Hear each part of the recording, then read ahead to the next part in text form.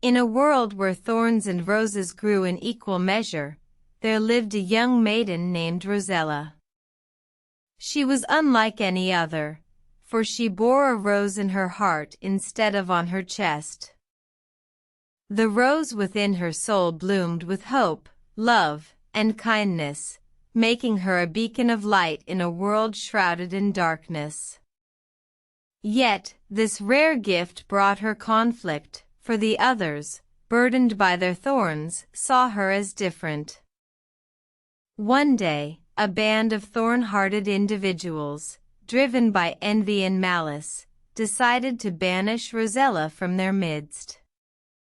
They gathered at the town square, their anger palpable, ready to cast her out.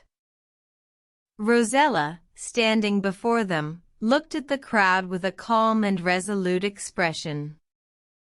She spoke, her voice clear and strong. "I am who I am, and my rose shall continue to bloom. It is not a curse, but a gift." The crowd, though upset, was silenced by her words. A moment of contemplation fell over them, until a young man stepped forward. He was the town's blacksmith, a thorn-hearted man who had always been kind to Rosella. He spoke, "I cannot change my heart, but I know that Rosella's rose brings us light in our darkest hours. Let us not cast her out, but learn from her, and perhaps our own roses may bloom." The crowd, moved by the blacksmith's words, turned to Rosella, and in that moment, a change began. The world, once filled with thorns, started to bloom with roses.